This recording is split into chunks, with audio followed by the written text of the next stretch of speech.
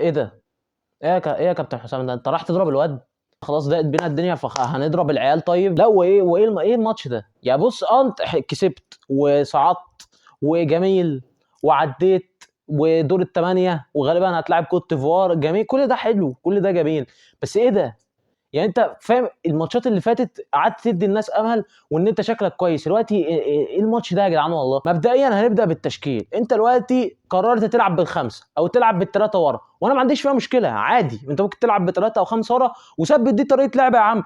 بس انت دلوقتي بتلعب بخمسه ورا وبتلعب لي بابراهيم عادل وتريزيجيه الاثنين في الملعب، لاعب بالاثنين نص ملعب يا سيدي، بتلعب ابراهيم عادل واحنا معانا الكره جناح شمال، بتلعب تريزيجيه مصر عليه في نص الملعب ومصر انه ينزل يطلعنا بالكره. فانت في التشكيل نازل بنفس الخمسه بتاعت الماتش اللي فات، اللي هو ايه، انا في الحاله الدفاعيه بلعب 5-2-3، بلعب بالخمسه اللي ورا عادي زي الماتش اللي فات، قدامهم اثنين مروان عطيه وجنبه تريزيجيه، وابراهيم عادل بيبقى قدام مع صلاح ومع مرموش بقى على حسب، او 5-3-2، يعني مش ثابته، ممكن تلاقي ابراهيم عادل رحل بقى جناح وممكن تلاقيه رجع في نص ملعب تاني. الكره مش معانا بتلعب 3 عادي، بس 3-4-3 بقى، بتطلع الاثنين، تطير الاثنين ويبقى في نص ملعب مروان عطيه وتريزيجيه وهم نفس الثلاثه اللي قدام. انا ما عنديش مشكله في الخطه، بس مشكلتي ان انت دلوقتي مصر ان انت في الشوط الاولاني عمال بتلعب عرضيات وبتلعب كور عرضيه وبتلعب كور طويله وانت ما بتلعبش مصطفى محمد. طب انت دلوقتي ناوي تلعب كور طويله، مصطفى محمد قاعد على الدكه ليه؟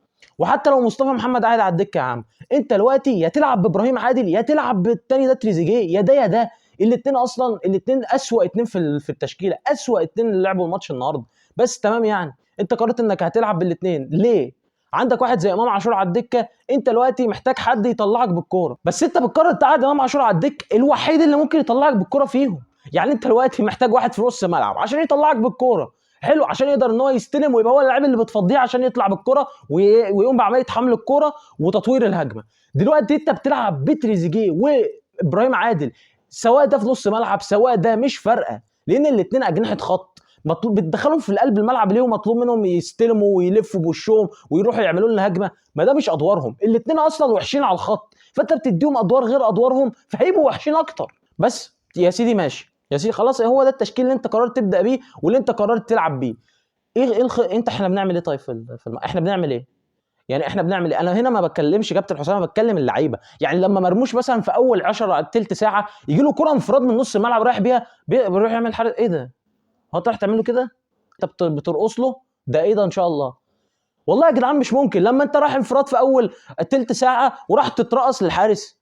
يعني انا مش فاهم، لا انت شطها ولا لب ولا خدت ضربه جزاء ولا قمت جاي مهوش عامل بادي فينت وراح في الناحيه الثانيه، انت ما عملتش اي حاجه، انت قمت جاي اترقصت للحارس، لا طب والله شكرا يا عم مرموش، وقام جاي ماسكها بس. وسبحان الله بقى تقريبا كابتن محمد صلاح، على فكره محمد صلاح عمل شوط اول كان كويس، هو ما كانش وحش، فاهم، مش تطبيل، لا الراجل كان كويس يا جدعان.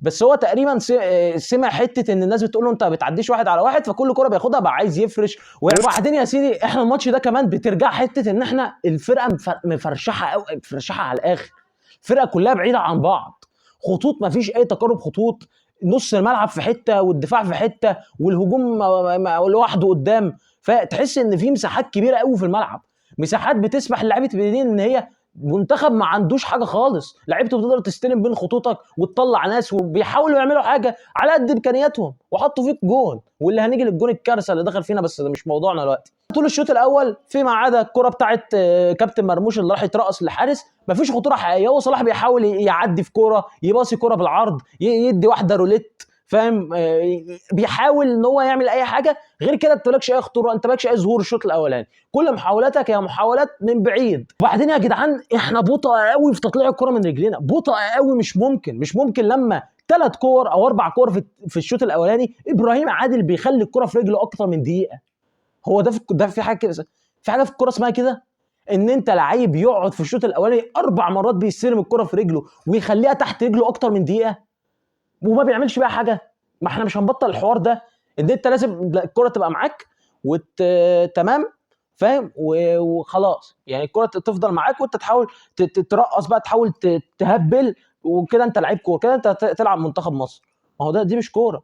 تريزيجيه نفس الكلام، مرموش نفس الكلام، بنطول الكره تحت رجلينا قوي قوي، وكان سبب ان الكره اتقطعت منك كتير في الشوط الاولاني. الشوط الاولاني الوحيد اللي بيعمل كل حاجه، والشوط الثاني مروان عطيه عامل ماتش عمره، الراجل في نص ملعب موجود، كل كرة بيقدر ان هو يرجع لك الكرة تاني ويسترجعها، ويقدر ان هو يستخلصها لك، حاطط جول، عامل اسيست، بسطته ليا وريسكي باسس، بياخد ريسكات كتير في الملعب، وفي باصه كام باصه كانت ممكن تروح، وباصات راحت نقلتك للحاله الهجوميه.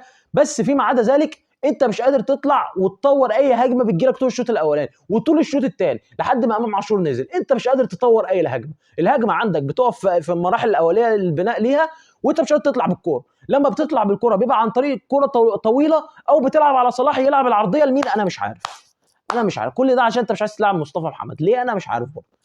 يعني انا مش عارف ليه. ايه الصعب، ايه الصعب والله في ان انت تلعب بمصطفى محمد وتودي مرموش شمال اللي هو احسن جناح شمال عندك، احسن من الهلافيت اللي انت بتلعبهم دول، والعب بمروان عطيه وامام عاشور في نص الملعب.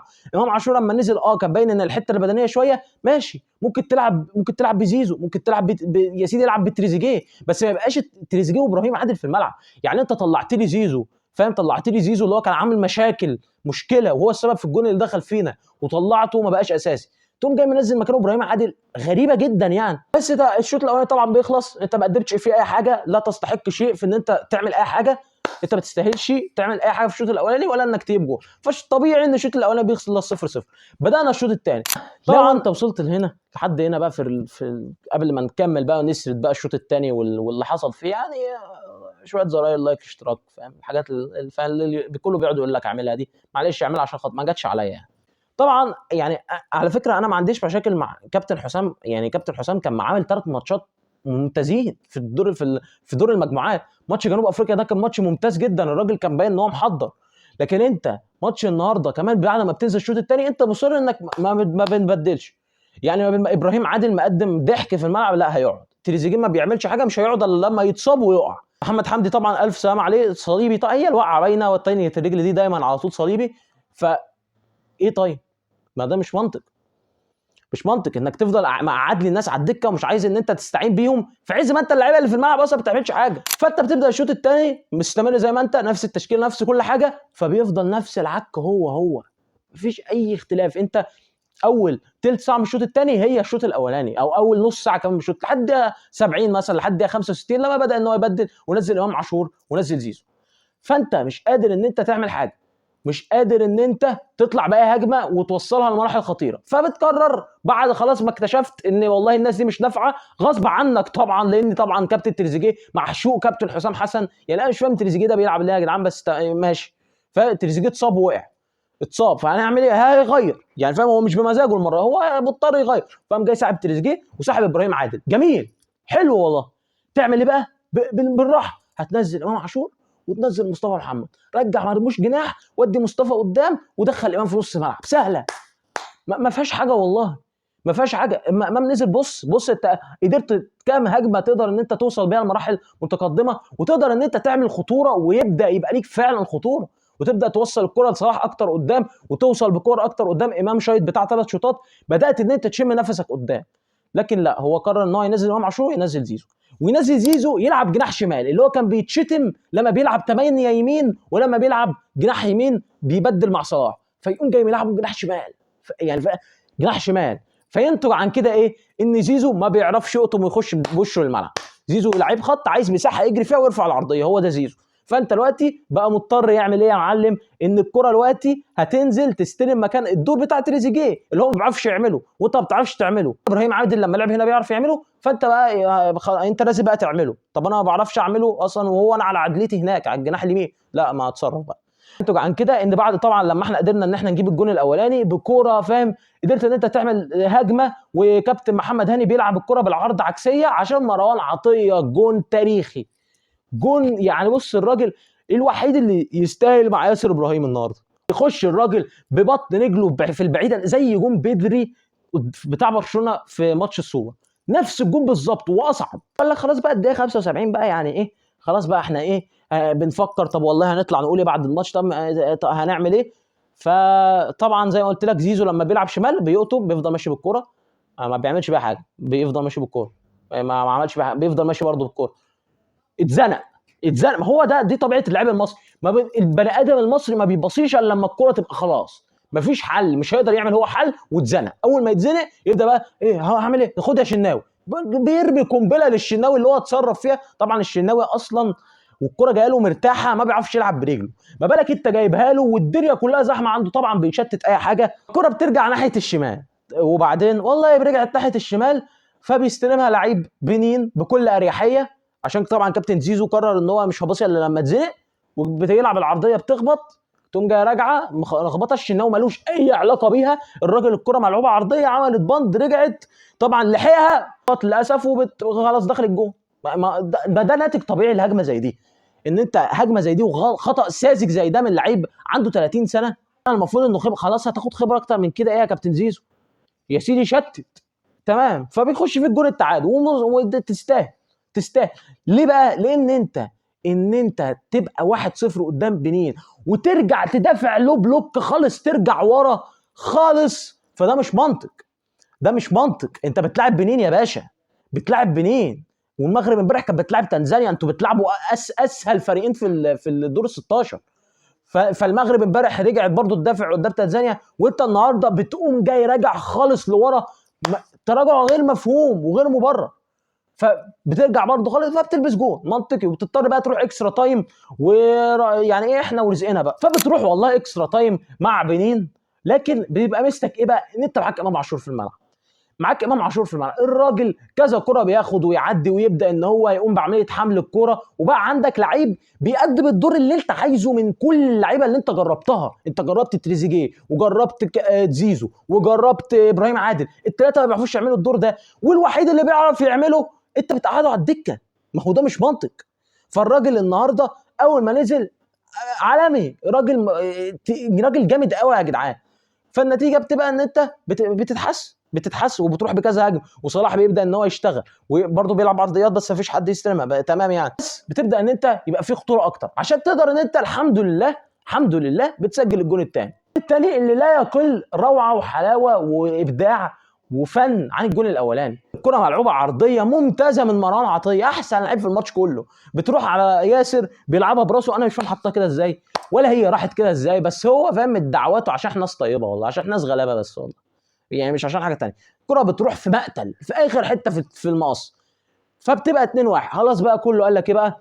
يعني مش قله ادب اصلها، يعني مش هيحطوا فيه، اكيد مش هيحطوا التاني المفروض يعني، لكن والله لا، بنين عادي راحت بكذا كوره كده وعملت منكش، كنت ممكن تتعادل، بس ربك سترها حلو، وبتفتكر ان انت عندك مصطفى محمد على الدكه في الدقيقه 118 117 كده، فاللي هو يلا انزل يا مصطفى انزل يا حبيبي، فبتنزله، وبيجي بقى الجون الثالث عشان يخلصك.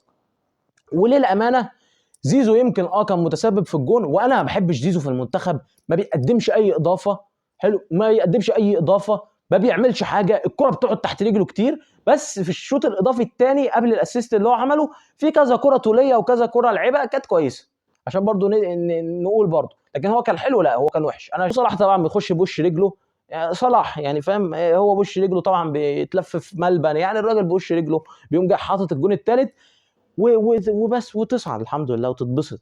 بس المشكله ما مش في ده، المشكله ما كانتش في ماتش بنين، مع ان انت سببت لنفسك مشاكل، بس هي اصلا المشكله كل الناس زي ما انا قلت لك كانت داخله تقول المشكله مش في ماتش بنين، يعني فاهم يعني، الناس كانت شايفه اللي هو اللي بعد كده احنا قدامنا كوت ديفوار غالبا لو صعدت قدام بوركينا فاسو، وقدامنا الماتش الجاي لو بقى عدينا من كوت ديفوار بمعجزه يعني، هيبقى قدام، هو مش بمعجزه قوي، هو فريق يعني مش اصعب حاجه يعني، هتلبس في السنغال، هتلبس في السنغال يا حلو يا جميل يا قمر، يعني فاهم، عندك السنغال، حتى لو بوركينا فاسو اللي صعدت، لو يعني اللي هيصعد لك فيهم وانت قدرت تطلعه يا عم، في سنغال مستنياك فوق، لان هي هتصعد من مالي، الا لو مالي بقى كابتن اليو دانج ربنا يوفقه، بس يعني دي حاجه مش متوقعه قوي يعني، فعندي في الناس اللي كانت بتشجع بنين، فيعني هو عشان كده فبتصعد الحمد لله، ربك بيسترها وبنعدي جميل. اللي جاي بقى يا ريت نركز فيه شويه ونبدا نحضر اكتر، يعني فاهم، نبدا نحضر اكتر بقى الماتش اللي جاي، ونحضر اكتر للسنغال، ونحضر اكتر الماتش اللي جاي الاول عشان لو صعدنا يعني ان شاء الله، تبدا تحضر وتلاقي طرق وربنا ستر، فيعني انت لو وصلت لحد هنا ما قلتلكش في اول الفيديو، فاهم يعني، لو انت ما اعرفش انت هتوصل ولا لا، فلو وصلت الحمد لله على السلامه، وحط لايك، اشترك في القناه، فاهم، زر الشير، فعل زر الجرس، يعني ايه، عندك شويه زراير تحت، جرب تدوس عليها مش هيجرى حاجه يعني.